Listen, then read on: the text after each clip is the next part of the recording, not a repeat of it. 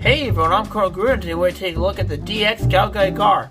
As you can see, I got the original packaging of the toy, so starting off with the packaging, we got this nice illustration of GaoGaiGar, the dividing driver, and down here we got GaiGar, and I got some pictures of the individual Gao machines with their names in Japanese, and here it says presumably DX King of Aries GaoGaiGar in Japanese. You got the logo for the G-Stone.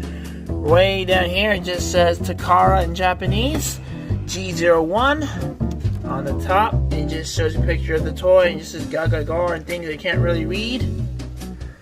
On the left side, it shows some additional features. Here's how it looks on the other side. The bottom is the same as the top. And the back of the packaging is your typical obligatory product shot. The toy does this, that, the other. And it looks very cool. And that's basically it for the packaging, so let's get this thing up and up. Let's see how awesome this set truly is. Starting off with the main component here, we have Galleon. And as you can see, he's a white and gold line with a little bit of black on him, and I think he looks pretty cool. However, I do not like this back section with the tail, because first of all, this doesn't really clip into anything. However, it does hold in pretty well, but it's weird because you got these little things here. It's kind of hard to see on camera, but there are these little things that look like they could clip onto something, but nothing clips onto anything. And the placement of the tail looks a little odd. It's just hard to describe. I don't know, it just looks really strange and doesn't really make any sense. But another thing that doesn't really make any sense is that the lion has two claws on each foot for some reason, and that doesn't make any sense.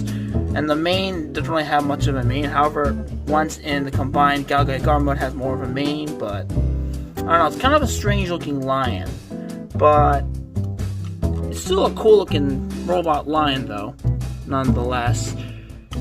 And now for articulation, the jaw can open and close, and it also has a really nice chrome head. It looks like it could look up, but that reveals GaiGar, no, not GaiGar, yeah, actually it's GaiGar, GaiGar's head inside, and I turned his head by accident. Oh, now he's kind of stuck in there looking to the side. That's kind of weird. And the head can't really swivel or anything, but can move the front legs on these nice clickety ratchets. Got some nice ratcheting joints here. I don't know why, but this flat piece goes up and down, and that's part of transformation too. The paws can move up and down, that's also for transformation. It actually is very poseable, but you can't put in too many poses without really making it look weird. And these legs can go out, but it's mostly for robot mode's posability. And the legs can go, like the back legs can move around too. It's got a lot of range and movement. It can also go out, spread out. And the paws here in the back have some extra hinges in the ratchets, which is really impressive, but it's really hard to move around and a little awkward, and posing this line and put it in a normal stance can be a little weird sometimes. And it's just really weird to just move this thing around sometimes. It just doesn't feel natural sometimes. It's hard to describe unless you handle it. But I don't know, it's just kind of odd. Also, these flaps cannot move around and stuff like that, but again, that's for transformation, so I'm not really going to touch that too much. But I think that's just about it for this mode. So, let's get him transformed into GaiGar.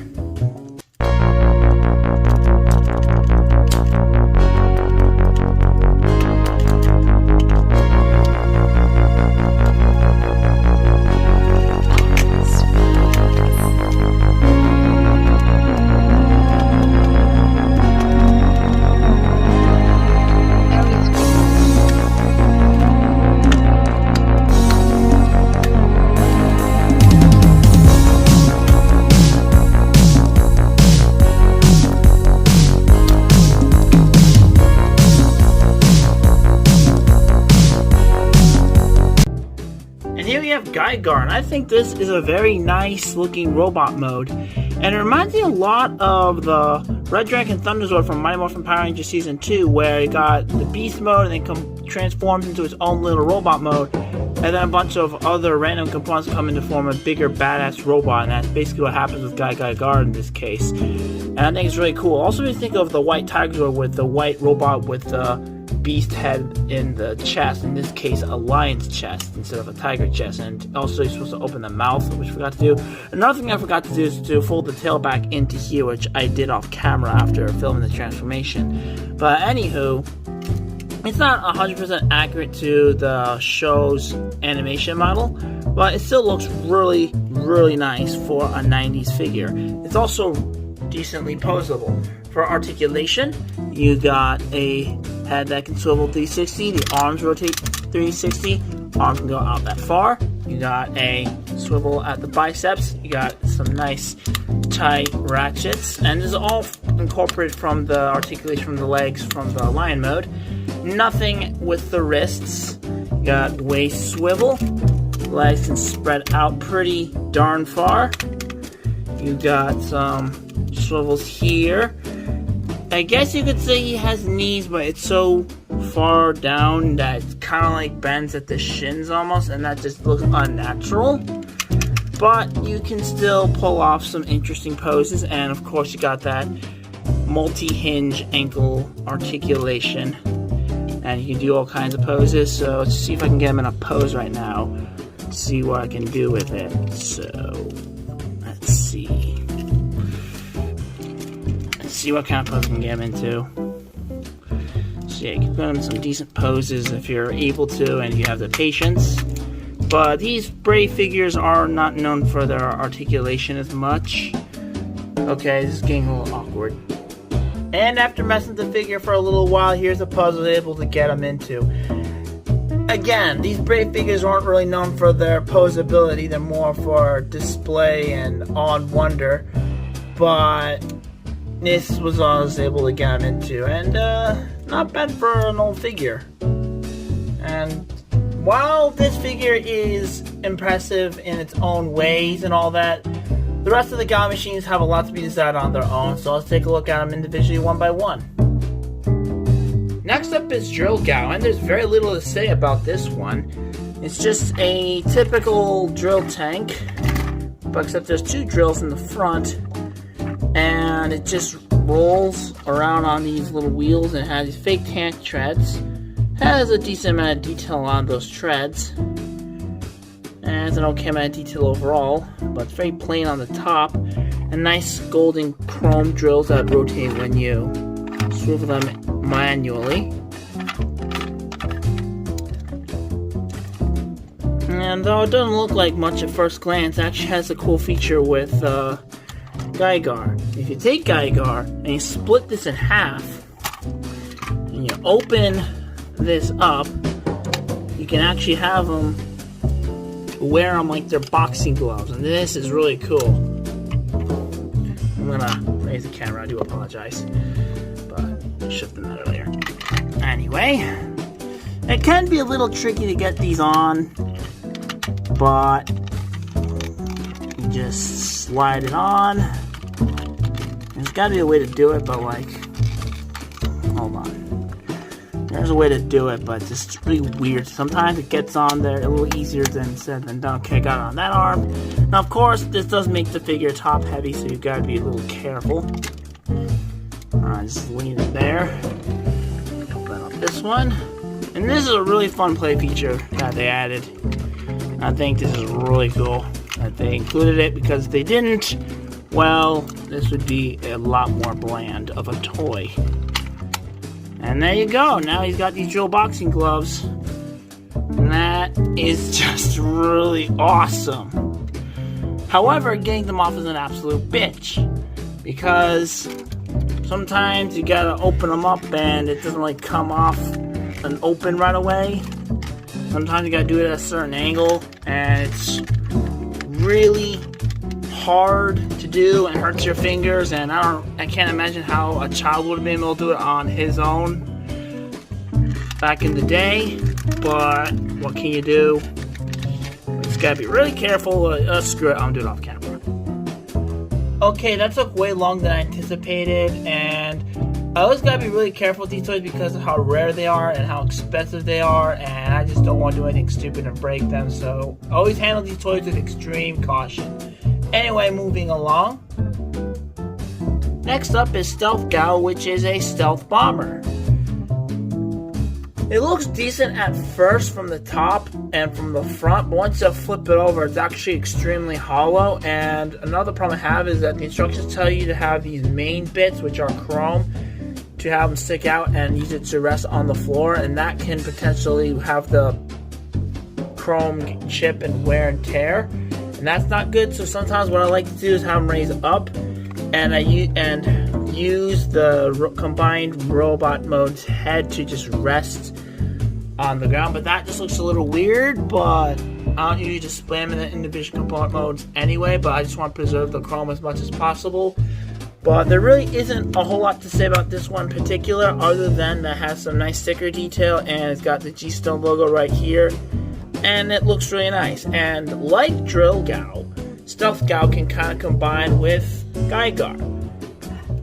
Alright, I'm gonna just, zoomed in by accident. I'm gonna raise the camera up for this, once again. Sorry if it gets a little awkward. Just raise the arms. Now, there actually are these clips that actually connect into here. Supposedly, I think, yes. Oh, there we go. And now, you got yourself a glider pack, and that's pretty neat. However, in this mode, GaoGaiGar can't really move his arms too much because they're in a fixed position because of how they locked in. And you can also still use those drill boxing gloves from earlier and attach them to his fists. And I'm not going to do that, unfortunately, because it's just a big pain to just get them on and off, but I'm sure you can just use your imagination and get the idea of what that would look like. And then there's Lantern Gao, which is probably the weakest of all the Gao machines, because it's just a bullet train. There's nothing too fancy about it, nothing extreme or crazy about it. And it's just a regular bullet train. In fact, I think it's a 500 series bullet train, or maybe a train expert in the comment section will say, well, actually, but I don't know. But one thing's a little odd is that I feel like there could be some headlight stickers or paint on the front of the train, but there isn't. But it may not be able to see on camera, but it looks like they have molded in what could be spots for some yellow for the headlights. They have it on either side. And you do have some wheels, so it rolls, and it just looks like an ordinary toy train. And I guess there is some beauty to this, because it kind of gives it a robots in disguise type of vibe to it.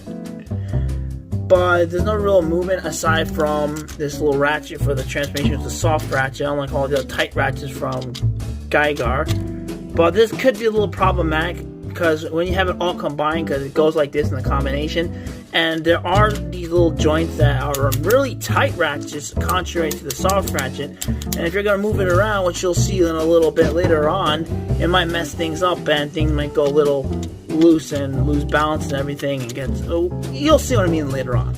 But anyway, it just rolls and it doesn't do anything with GaoGaiGar, and it just sits there on its own. It doesn't even have its own defenses in the show. It's just a train. It just goes on its own like this. And that's all it does in the show. And it's kind of underwhelming, but trains are cool apparently. Now that we looked at all the components individually, now let's do the final fusion and create GaoGaiGar.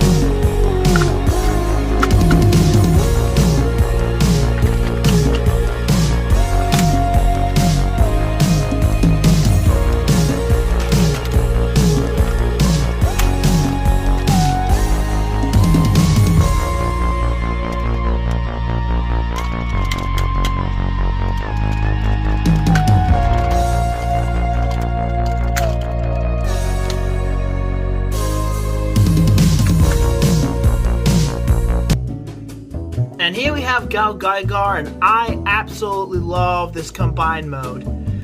I just think it just looks so ridiculous and awesome, and the transformation sequence is so satisfying and unique and so accurate. And my favorite part of the transformation has to be the part where you slide those little arm bits onto the train arm parts. I'm sorry if that sounds a little weird, but as you saw in the transformation, did not require any parts forming, just slides on, and that was just so genius.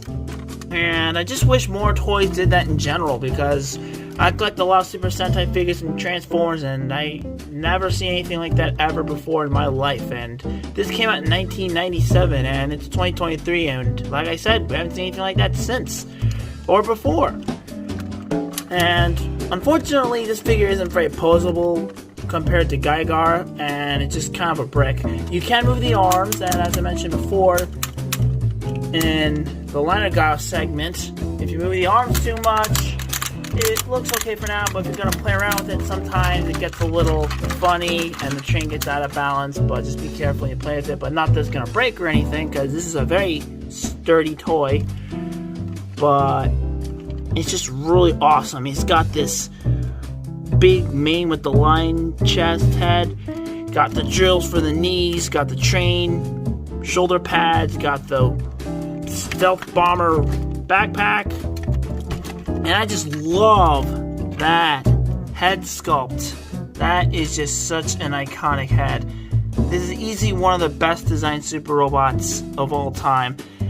I still think Daltanius is a great design, but this takes the Daltanius concept to the extreme, in my opinion.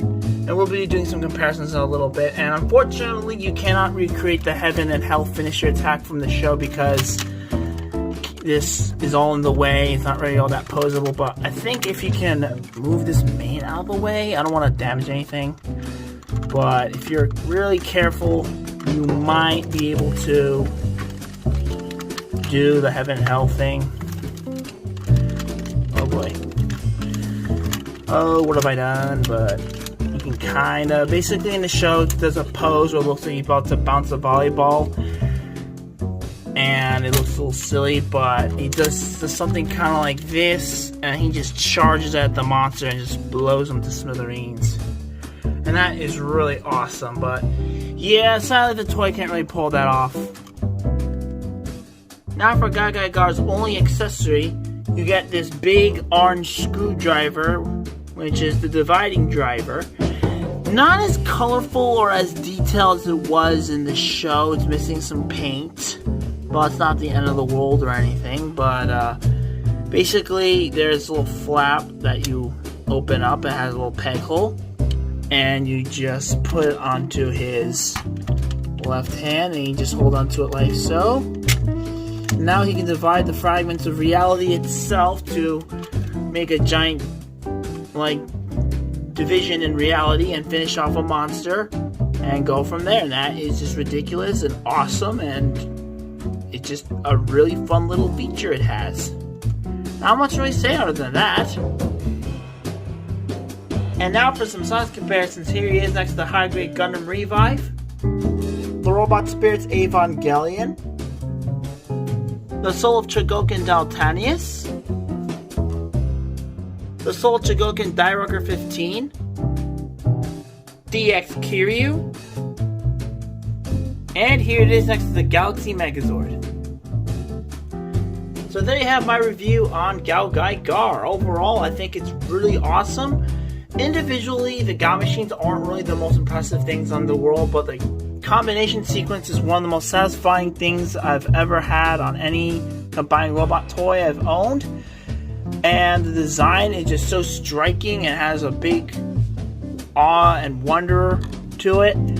And it's just so impressive. And it's also the first vintage Brave toy I've purchased. And I have a soft spot for this toy. And I'll have to get more vintage Brave toys in the future. However, they're really hard to find these days.